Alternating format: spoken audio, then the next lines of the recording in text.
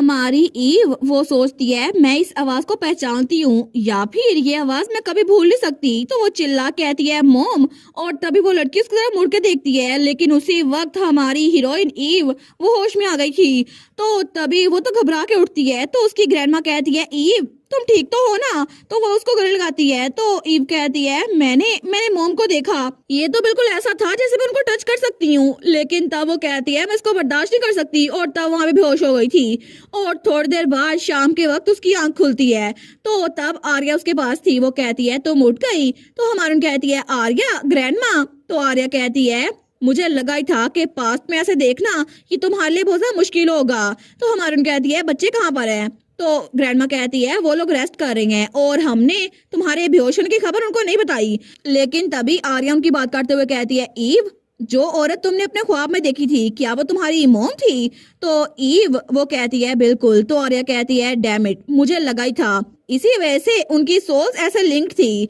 तो तब ग्रैंडमा कहती है क्या मतलब तुमने क्या देखा। तो आर्या कहती है मैंने सही से देखा नहीं, लेकिन ऐसा लगता है कि एक वुल्फ हाइब्रिड वहां पर थी साउदर्न चीफ के सामने जो एग्जैक्टली ईव की तरह लगती थी, और मुझे लगता है कि वो ही उसकी कंपेनियन है नोएल की। तो ईव की ग्रैंडमा कहती है क्या तुम मुझे बता रही हो कि मेरी डॉटर इन लॉ वो असल में वही वुल्फ है जिसने ड्रैगन का दिल चुराया था उसकी पास्ट लाइफ में।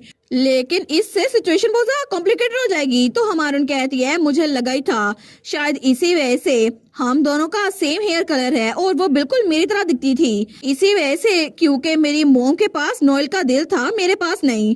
तो तब वो कहती है नोएल को इस बारे में पता होगा है ना, इसी वजह से उसे पता था अगर वो मुझे इम्प्रिंट करता तो मैं उसके ट्रू कंपेनियन के तौर पर जिंदा नहीं रह पाती। और मुझे इस बारे में कोई आइडिया नहीं था, मुझे लगता है कि मैं बिल्कुल बेवकूफ थी। लेकिन तब रात के वक्त वो नोएल के कमरे में थी। वो कहती है नोएलियर ऐसा लगता है कि मेरा नलिफिकेशन मैजिक उसकी वजह से तुम्हारी फ्लेम वो बुझ गई थी, लेकिन तुम इस बारे में जानते थे ना कि मैं असल में तुम्हारी कंपेनियन नहीं हूँ। तो तब वो बेचारी कहती है आखिर तुम एक फेक से प्यार कैसे कर सकते हो मॉम। अच्छा तो अब मैं इस बारे में क्या करूँ। मुझे लगा था कि अगर मैं उनको बुलाऊंगी तो वो मेरी तरफ देखेंगी, और उन्होंने भी बिल्कुल उस मेमोरी में ऐसा ही किया था। लेकिन तभी उसे कुछ एहसास होता है। वो कहती है एक मिनट, आर्या ने कहा था कि पास्ट को देखना, इसका मतलब है कि मेमोरी पे कोई इफेक्ट नहीं पड़ेगा, लेकिन मैंने तो इफेक्ट डाला और मॉम से मेरी आंखें मिली थी। तो तभी वो उठ के बैठती है। वो सोचती है इसका मतलब है कि मैंने कोई मेमोरी नहीं देखी थी, मैं असल में पास्ट में गई थी। लेकिन ऐसा पॉसिबल कैसे हो सकता है। क्या ये सब कुछ इसलिए हुआ क्योंकि ग्रैंडमा का मैजिक वो आर्या का एबिलिटी के साथ मिक्स हो गया। लेकिन अगर ये सच में हुआ था तो मैं नोएल को बचा सकती हूँ। तो तब हमें सुबह सुबह का वक्त दिखा जाता है। तो उसकी ग्रैंडमा कहती है क्या तुम मुझे इतना मिस कर रही थी कि तुम सुबह सुबह मुझसे मिलने के लिए आ गई।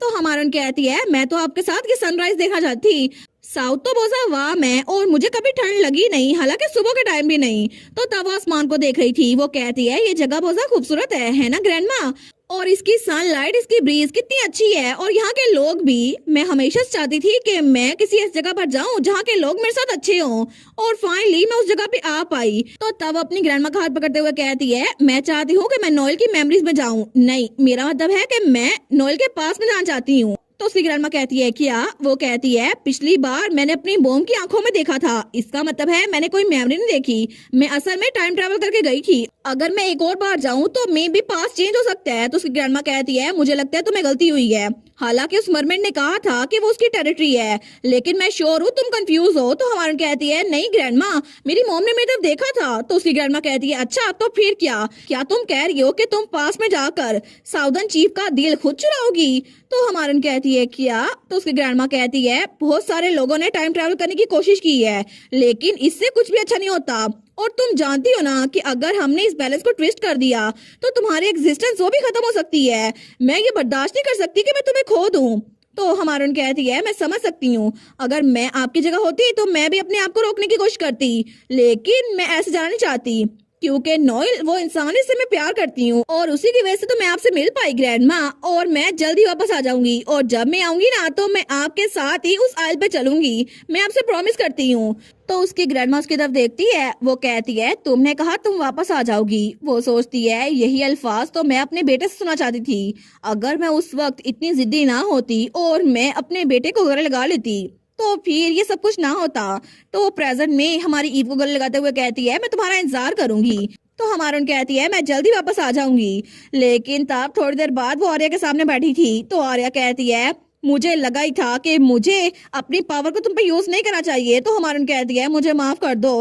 वो कहती है माफी मांगने की कोई जरूरत नहीं है, तुम्हें सच में लगता है तुम टाइम में वापस जाओगी, लेकिन अगर प्रेजेंट और पास्ट ओवरलैप हो गया तो फिर डिस्टोर्शन हो जाएगी और तुम उस मेमोरी में फंस के रह जाओगी। और अगर तुम्हें जाना ही है तो इस बात का ध्यान रखना कोई भी ये पता ना कर पाए कि तुम वहाँ से बिलोंग नहीं करती। हमारन कहती है मैं याद रखूंगी। तो आर्या कहती है इसके अलावा एक और बड़ी परेशानी है, तुम ज्यादा देर तक उसकी मेमोरी में रह नहीं सकती। लेकिन तभी वो कहती है अरे हाँ, तुम्हारे कान में जो इयरिंग है क्या ये वेस्टर्न चीफ ने दिए हैं? तो ईव कहती है बिल्कुल, उन्होंने कहा था इसके अंदर अर्थ की पावर है जिसकी वजह से टाइम को कंट्रोल किया जा सकता है, मैं इसीलिए इसको साथ ले आई। तो उसकी ग्रैंडमा कहती है मेरी बच्ची तुम मेरा एम्प्लीफिकेशन मैजिक भी ले लो। और तब वो उसको एमुलेट देती है। वो कहती है मैंने इसको छोटा कर दिया है ताकि तुम इसको कैरी कर सको, लेकिन इसमें मेरी पावर है, फिक्र ना करना। तो आर्या कहती है ये तो बहुत ज्यादा छोटा है, इसको गुम कर देगी, क्या मैं इसको देख सकती हूँ? और तभी वो उसका ब्रेसलेट बना देती है। तो ईव कहती है वाओ, ये तो बहुत ज्यादा खूबसूरत है, क्या तुम सच में ऐसा क्राफ्ट करती रहती हो? तो आर्या उदास स्माइल करते हुए कहती है मैं अपने एक पुराने दोस्त को ये दिया करती थी। लेकिन तब वो कहती है ठीक है तो क्या हम लोग शुरू करें? और तभी वो ईव के सर पे हाथ रखती है। तो ईव सोचती है मुझे लगता है ये बिल्कुल वैसा ही है जैसे पिछली बार मैंने फील किया था, एक सेंसेशन जिसकी वजह से मुझे लग रहा है कि मैं किसी डेप्थ में जा रही हूँ। और मैंने तो इसको सिर्फ एक बार पहले किया है, लेकिन ये बहुत ज्यादा फैमिलियर लग रहा है। और तभी उसकी आंख बंद हो रही थी, लेकिन तभी उसकी आंखें बंद होते होते उसे नजर आता है कि वहां से रेचल भागती हुई आ रही है। वो कहती है एक मिनट रुके।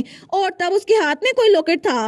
वो कहती है सिस्टर वहां जाके मुझे ढूंढिएगा, उस जगह में मुझे ढूंढिएगा। और उसकी तरफ वो रिंग फेंकती है, लेकिन तभी हमारी हीरोइन जब उसकी आंख खुलती है तो वो एक बर्फ वाली जगह पर थी। वो कहती है क्या मैं कहाँ पर हूँ? और तब वहाँ पे वो रिंग गिरी हुई थी, लेकिन तभी उठ के खड़ी होती है। वो सोचती है यहाँ पे तो बहुत ज्यादा ठंड है, ये तो वो वाली जगह है ही नहीं, क्या मैं गलत जगह पे आ गई? और इसके अलावा ये रिंग, ये तो रेचल ने मुझे बेचने के लिए बोला था ना जब वो शुरू शुरू में मेरे पास आई थी, फिर भी मैंने इसको वापस दे दिया और अब ये रिंग दोबारा से मेरे पास आ गई।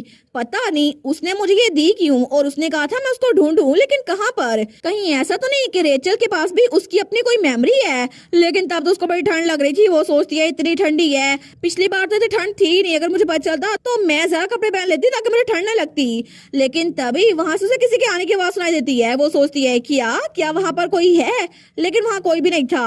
लेकिन तभी उसे आर्या की बात याद आती है जिसने कहा था वहां पे किसी को पता नहीं चलना चाहिए कि तुम वहां बिलोंग नहीं करती। वो सोचती है मुझे छुपना होगा अगर उन्होंने मुझे पकड़ लिया।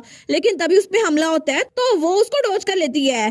तो तभी वहां पर कोई कहता है ये मैजिक तो मैं पहली बार देख रहा हूँ, क्या तुम एक इंसान हो? और वहां पे एक लड़का था। हमारा सोचती है ये तो नॉर्दर्न लग रहा है। तो वो कहता है तुम पहले आसमान से गिरी और तुमने मेरी आइस को नलीफाई कर दिया, आखिर एक वुल्फ के पास ऐसा मैजिक कैसे हो सकता है? हमारा कहती है वेल ये, वो सोचती है नलिफिकेशन मैजिक, ये तो अभी तक दुनिया को पता ही नहीं है क्योंकि मेरे फादर और मैं तो फ्यूचर में थे। तो ईव कहती है मुझे नहीं पता तुम क्या बात कर रहे हो, वैसे भी मैं एक वुल्फ हूँ। तो वो कहता है झूठ, तुम झूठ बोल रही हो, अगर तुम्हारे जैसे वुल्फ एग्जिस्ट करते होते तो पूरे नॉर्थ को पता होता। लेकिन तभी उसको देखता है। वो कहता है अच्छा अब मैं तुम्हें क्लोजली देख रहा हूँ, तो क्या तुम लिली से रिलेटेड हो? तो हमारून कहती है क्या लिली? तो वो लड़का कहता है तुम सेम टू सेम उसकी तरह दिखती हो। हमारून सोचती है एक वुल्फ जो कि मेरी तरह दिखता है, इसका मतलब है ये मेरी मॉम की बात कर रहा है। तो हमारन कहती है वो इंसान जिसका नाम लिली है। लेकिन तब उसकी बात पूरी नहीं होने देता और तभी वो वहाँ पे विसल बजाता है। लेकिन तभी वहाँ से किसी के भागने की आवाज आ रही थी। हमारन सोचती है क्या क्या इसके अलावा और भी हैं, लेकिन ये अच्छा नहीं है। तो वो लड़का उसका बाजू पकड़ते हुए कहता है मुझे उसके साथ कुछ काम था, इसी वजह से तुम मेरे साथ चल रही हो। और जो लोग यहाँ पे रहते हैं ना उनको उसके बारे में अच्छे से पता है। तो हमारे सोचती है इसने मेरा बाजू पकड़ लिया, अब तो मैं छूट भी नहीं सकती। और इसको देखकर लग रहा है कि ये मेरी मोम के खिलाफ दुश्मनी पाले हुए है। तो तभी वो बिना कुछ सोचे समझे उसको मुक्का मार देती है। वो कहती है मुझे नहीं पता तुम क्या बात कर रहे हो। और वो सोचती है मुझे यहाँ से निकलना होगा। लेकिन तभी वो लड़का वो पीछे होता है। तो हमारी हीरोइन उसने तो आइस मैजिक यूज किया था अपने हाथ पे ताकि ज्यादा चोट लगे। वो कहती है मैं सोच रही थी कि मैं आराम से ट्रेवल करूं, लेकिन तब उसको किक मारती है। वो कहती है मैं बस ये इसलिए कर रही हूँ ताकि तुम मेरा पीछा ना करो। और उसके बाद वहां से भाग गई थी। लेकिन पीछे से कोई कहता है वहां पर देखो वो वहां पे भाग रही है। हमारी सोचती है लगता है कि उसके साथी यहाँ पर बहुत दूर आ रहे हैं, लेकिन अगर उन्होंने मुझे पकड़ लिया तो तभी जब वो आगे भाग रही थी तो वहां पे कोई लड़का खड़ा हुआ था।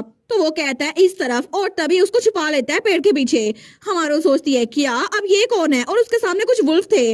वो कहती है तुम हो कौन, मुझे जाने दो। तो वो लड़का कहता है चुप। और तभी वो उन वुल्फ्स को कुछ इशारा करता है तो वो कहता है मैं तुम्हारी हेल्प कर रहा हूँ। तो तभी वो वुल्फ उसकी बात मानकर वहाँ से भागते हैं उन लोगों को डिस्ट्रैक्ट करने के लिए। तो वो कहता है अब तुम्हारे पाँव के निशान को नजर नहीं आएंगे, लेकिन आखिर तुम्हें सब में से उसी लड़के के साथ क्यों टकराना था। हमारून कहती है मुझे नहीं पता सच में कि वो है कौन, लेकिन जैसे वो उस लड़के को देखती है ना वो कहती है इसका चेहरा। तो वो लड़का कहता है क्या मेरे चेहरे पे कुछ लगा है। हमारून कहती है नहीं नहीं एक्सक्यूज मी। तो तभी उसको छींक आती है। तो वो लड़का वो अपना चोगा उतारते हुए कहता है अगर तुम माइंड ना करो तो तुम मेरे घर चल सकती हो। हमारून कहती है क्या। तो अपना चोगा उसको पहनाते हुए कहता है तुम्हें बहुत ज्यादा ठंड लग रही है और अगर तुम ऐसे बाहर भटकती रही ना तो वो लोग तुम्हें पकड़ लेंगे। अभी तुम्हें कहीं जाना है तो हमारे घर चल के रेस्ट करो और उसके बाद यहाँ से निकल जाना।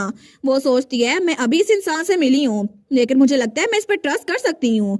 तो वो कहती है ठीक है मैं तुम्हारी ऑफर मान लेती हूँ। वो सोचती है शायद इसी वजह से क्योंकि ये लड़का सेम टू सेम मेरी मॉम की तरह दिखता है। और थोड़ी देर बाद वो उसके घर में आ गई थी। तो वो कहता है मैंने तुम्हारे लिए यहाँ पे कैंडल जला दिया और पानी गर्म कर दिया है। वो कहती है थैंक यू। लेकिन वो वुल्फ वापस आ गए थे। तो वो कहते हैं हमने तुम्हारी जान बचाई, अब हमें बताओ हम कितने ग्रेट हैं। हमान कहती है तुम लोग तो बड़े अमेजिंग हो। वो सोचती है शायद अभी ये वुल्फ्स ये इंसानी शक्ल में नहीं आए इसी वजह से। तो तभी वो लड़का कहता है अब मुझे बताओ तुम्हारा पीछा कौन कर रहा था और क्यों कर रहा था। वो कहती है शायद मुझे पता होता लेकिन उन्होंने कहा मैं किसी लड़की की तरह दिखती हूँ, पता नहीं वो है कौन। तो वो लड़का कहता है असल में वो लोग नॉर्थ में सबसे बड़ी ट्रेड गिल्ड के लोग हैं और वो लोग ये सब कुछ पैसों के लिए करते हैं। और ये कहना एग्जैजरेशन नहीं होगा कि ज्यादातर वुल्फ्स उन्हीं के अंडर काम करते हैं। तो हमारून कहती है लेकिन इतने बिजी लोग आखिर जंगल में क्या कर रहे थे। तभी दरवाजे पे दस्तक होती है। तो तभी आवाज आती है रेवन ये मैं हूँ दरवाजा खोलो। हमारे सोचती है एक लड़की की आवाज। तो वो लड़का कहता है मेरी बहन काम से वापस आई है, थोड़ी देर यहाँ पे रुको। हमारे कहती है श्योर। वो सोचती है इसकी एक बहन है लेकिन ग्रैंडमा ने मुझे बताया था कि मेरी डॉटर इल्ला वो अकेले रहा करती थी, उसके पेरेंट्स वो बचपन में गुजर गए और उसका भाई वो भी यंग एज में गुजर गया था। तो तभी दरवाजा खुलता है और वहां से वो लड़की अंदर आती है। वो कहती है बाहर तो बिल्कुल बर्फ जमी हुई है। तो उसका भाई कहता है वेलकम होम, ये मुझे पकड़ा दो। तो वो लड़की कहती है मैंने आज बहुत ज्यादा अच्छी चीजें चुनी है। लेकिन तभी उसकी नजर हमारी हीरोइन पे पड़ती है। तो हमारी हीरोइन सोचती है जिस वक्त हमारी नजर टकराई मैं जान चुकी थी कि यही है मेरी मॉम की पास्ट लाइफ। तो उसकी मॉम कहती है अच्छा तो हमारे घर एक गेस्ट है। तो रेवन कहता है मुझे ये जंगल में मिली थी, ये थियो से भाग रही थी इसी वजह से मैं इसको घर ले आया। तो लिली कहती है क्या थियो से, लेकिन वो बास्टर्ड यहाँ पर क्या कर रहा था। लेकिन तब वो हमारी हीरोइन को देखती है। वो कहती है वाओ तुम तो सेम टू सेम मेरी तरह दिखती हो और मुझे लगता है मैं तुमसे पहले कहीं मिल चुकी हूँ। तो हमारी हीरोइन बहुत ज्यादा इमोशनल हो रही थी। वो सोचती है अभी नहीं लेकिन फ्यूचर में आप मुझे कहेंगी कि मैं तुम्हें दुनिया सबसे ज्यादा प्यार करती हूँ और एक बार नहीं आप बार बार मुझसे ये कहेंगी क्योंकि मैं आपकी बेटी हूँ। लेकिन वो उससे कहती है मुझे लगता है हम लोग पहले मिले हैं। तो लिली कहती है सच में, लेकिन तुम तो बिल्कुल भी कोई अजनबी नहीं लग रही। तो तब वो कहती है एनीवेज मुझे लगता है वो तुम्हारे पीछे नहीं था, वो मेरे पीछे था। वो बास्टर्ड मैं तो उसे पीछे छुड़ाने की कोशिश कर रही थी, लेकिन मुझे माफ करना मेरी वजह से तुम मुश्किल में फंसी हो। तो हमारून कहती है आपको माफी मांगने की जरूरत नहीं है। तो लिली कहती है अच्छा लेकिन तुम कहाँ से आई हो, तुम्हारा नाम क्या है। हमारून सोचती है ये तो नोएल की मेमोरी है और अगर मैंने इसको बता दिया तो शायद फ्यूचर चेंज हो जाएगा। तो तब वो कहती है वेल असल में मेरा एक्सीडेंट हुआ था और मेरे पास मेरी कोई मेमोरी नहीं है। तो लिली कहती है क्या। तो ई स्माइल करते हुए कहती है मुझे बस ये पता है कि मेरा नाम लिली है। वो सोचती है अभी के लिए बस मैं अपनी मॉम का नाम उधार लूंगी और फिर आगे देखते हैं होता क्या है। और इसी के साथ ये वाला पार्ट यहीं पर ख़त्म। तो आप लोग बताइएगा आप लोग को ये पार्ट कैसा लगा और वीडियो को लाइक और चैनल को सब्सक्राइब लाजमी कीजिएगा। बाकी वीडियोस का लिंक भी स्क्रीन पर नज़र आ रहा होगा तो काइंडली उनको भी चेकआउट कर लें। और thank you so much for watching my videos. Stay safe, bye bye.